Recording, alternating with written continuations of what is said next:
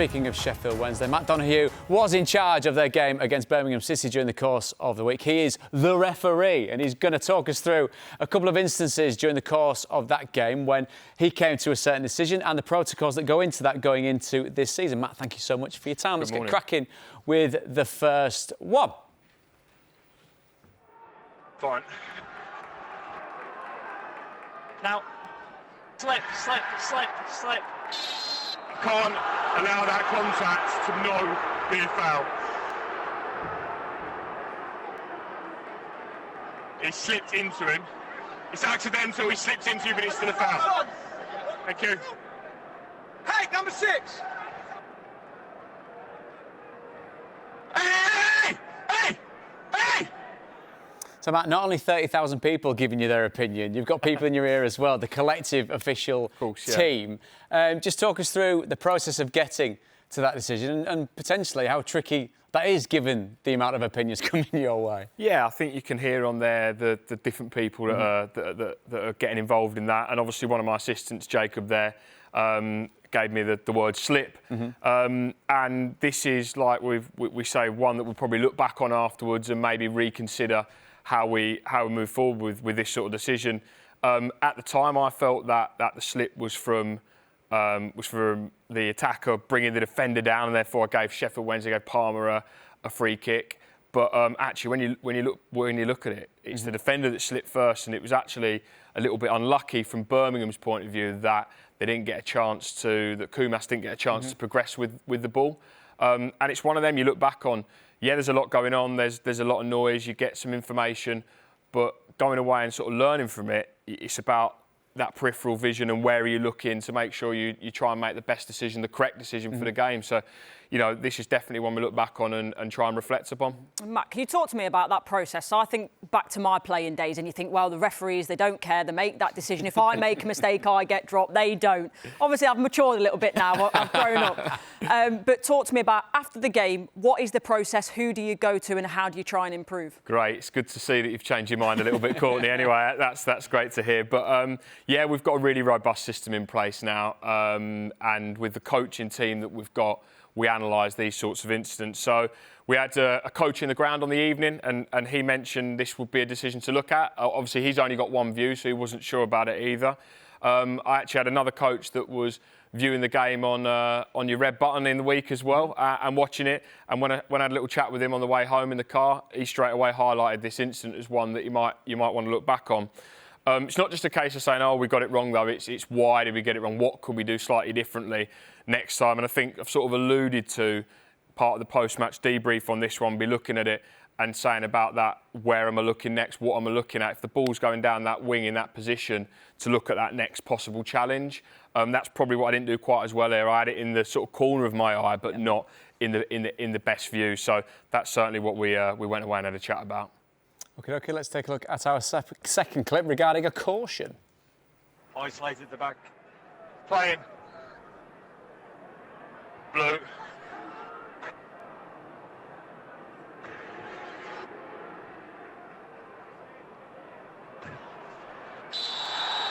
Yellow card, pull back, 16.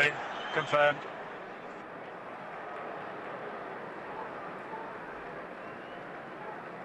Home 16, home 28, away 2.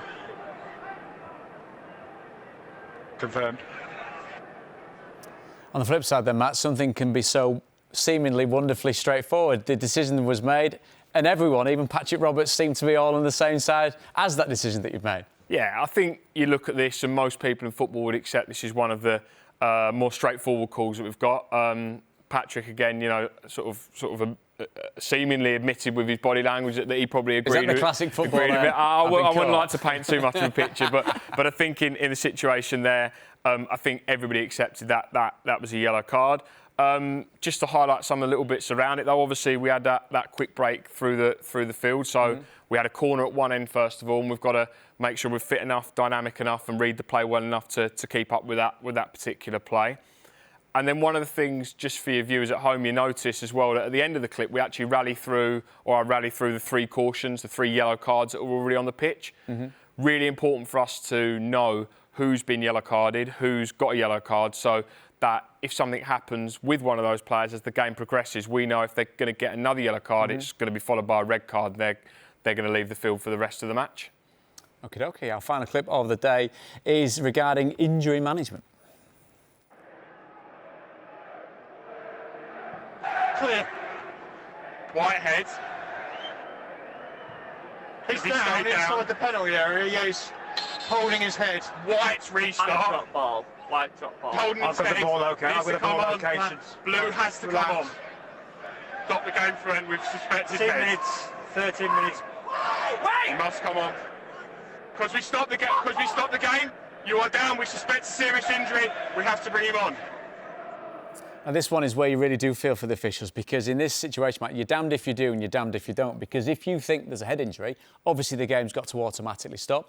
But, and this is me not casting aspersions on all footballers, we've seen broadly the increase in players going down seemingly with a head injury, only to be perfectly fine 5 seconds later. Yeah, it's a really tricky one that we're facing at the moment. Obviously, at the start of the year, there's been a slight protocol change where a player has to go off for 30 seconds if the game is stopped for a serious head injury. This is a situation here where we've tried to analyse it. Cochrane's gone up for an aerial challenge. He's gone down, begins to hold his head at the very start of that. And we realise that we've got a potential head injury as a team. You hear my colleagues feeding in as well. What we've got to do is make a decision in the moment as to whether we feel that injury is serious enough to stop the game, who's got the ball, when we're stopping it, and how that's going to impact. So I can feel the frustrations there in that moment of the player, because he's saying, actually, I'm not injured, but we've got a duty of care and a player welfare issue there, that if somebody's going down, that we feel that we may need to stop it at that point, and that's what we did on the night. Matt, in the moment, how do you deal with that frustration? Because, you know, the referees go in before the season, you explain these new rules, why they happen, but in the heat of the moment, players will still be frustrated. So I wonder how you deal with that just on a personal level. I think what you've got there is, whilst you could see the frustration from Cochrane and Allsop, who's in the picture as well, actually there's that level of respect that when we explained it, and I explained the reason why we stopped it, there wasn't really any further argument. And I think that is the benefit of doing the pre-season club visits, that the players actually, even though in the moment they're frustrated, they hear it and they understand that's the reason why you have stopped it, and that they learn to accept it. So I think there is that sort of two-way communication and that level of respect that the players do show towards ourselves as well.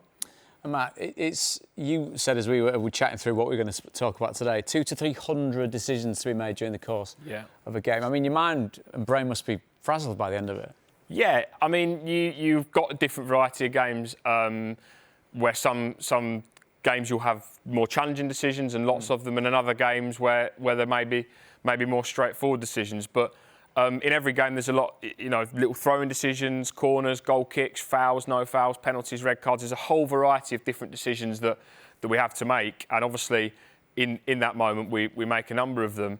And obviously it's the Championship as well. There's never a game where anyone's in it or anyone's out of it. Yeah. So many times every decision matters, and that's certainly the case on the 2-2 draw on Tuesday night. And can you get a chance to decompress between games? Because it seems like you're either doing a game, at a game, or talking about a football match. Yeah, it's busy. It's busy. And then we drag you in here as well to talk about it. Your day off. It's 46 match rounds of the Championship. There's loads of games.